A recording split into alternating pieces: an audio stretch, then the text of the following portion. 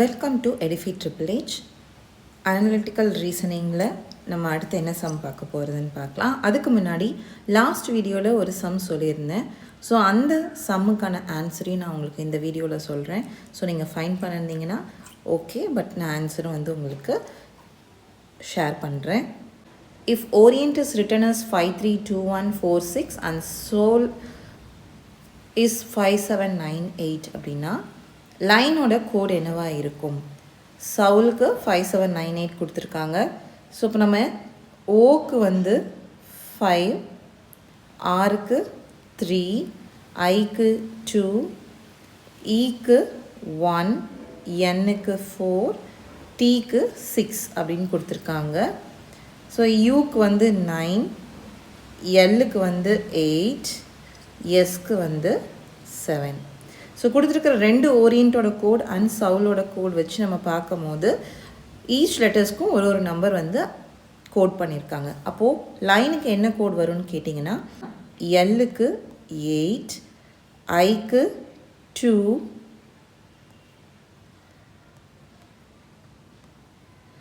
என்க்கு 4, ஈக்கு 1. So answer is 8241. So லைனோட கோட் 8241. ஸோ இந்த ஆன்சர் உங்களுக்கு கிடச்சிருக்கான்னு செக் பண்ணிக்கோங்க. இன்றைக்கான சம்ஸ் என்னன்னு நம்ம பார்க்கலாம். நம்ம பார்க்க போகிற சம் எல்லாமே மிக்ஸ்டாக இருக்கும். அனலிட்டிக்கல் ரீசனிங்லேயே missing, odd one out, coded words கண்டுபிடிக்கிறது இந்த மாதிரி மிக்ஸ்டில் தான் இருக்குது. இன் a certain code word ACEG is written as 16, DFGH is written as 25, HIKM எப்படி எழுதலாம்? How can be written HIKM?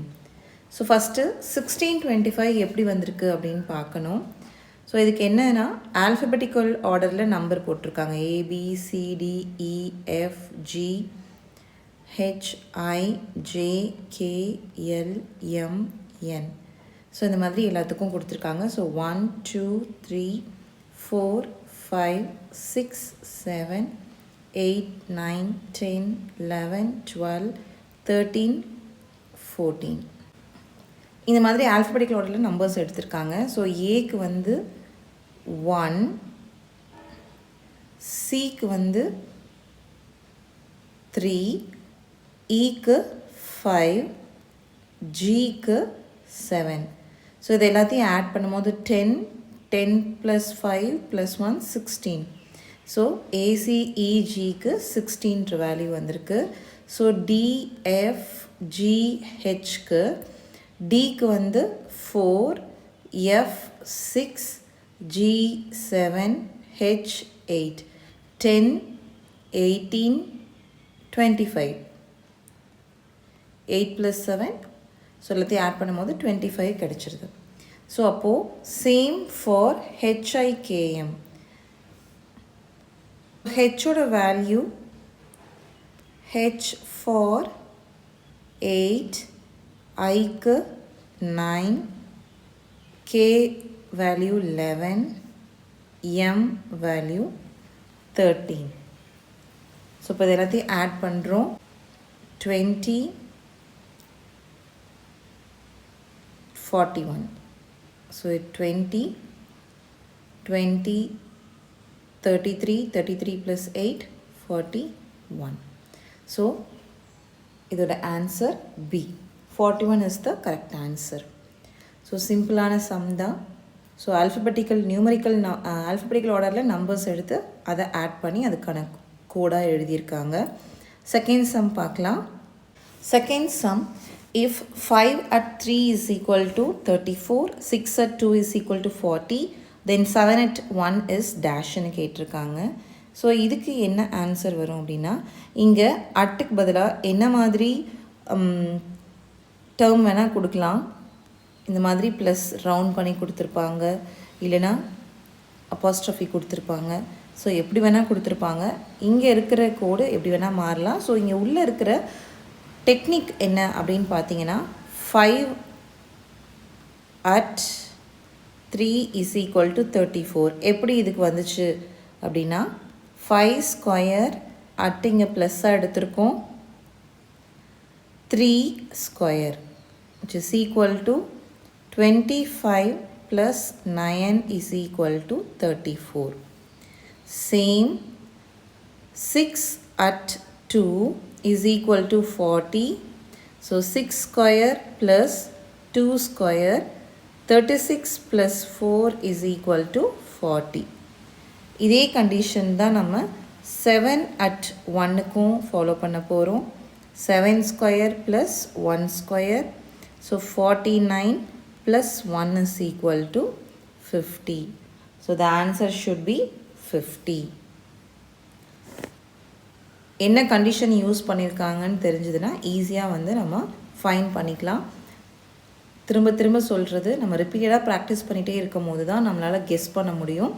ரொம்ப ஈஸியாக கெஸ் பண்ண முடியும், டைம் சேவ் பண்ண முடியும். ஸோ சிம்பிளான சம் அப்படின்னு விட்டுறாமல் சின்ன சம்மாக இருந்தாலும் ரெகுலராக ப்ராக்டிஸ் பண்ணிகிட்டே இருந்தோம் அப்படின்னா நமக்கு அது ஈஸியாக இருக்கும். தேர்ட் சம் பார்க்கலாம்.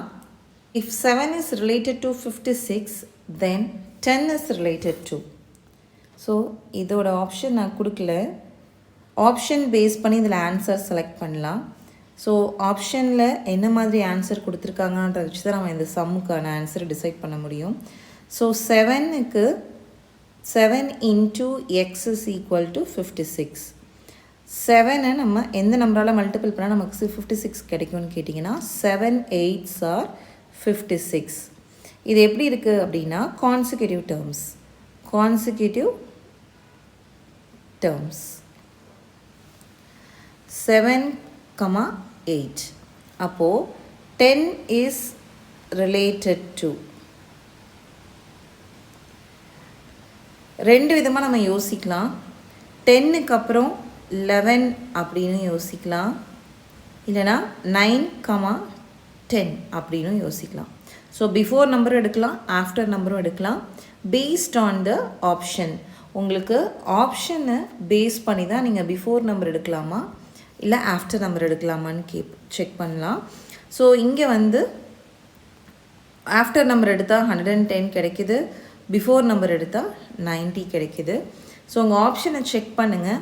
அங்கே 110 கொடுத்துருந்தாங்க அப்படின்னா அது ஆப்ஷன் கரெக்டாக இருக்கும், அதாவது 10க்கு அப்புறம் இருக்கிற கான்செக்யூட்டிவ் நம்பர் எடுத்திருக்காங்க.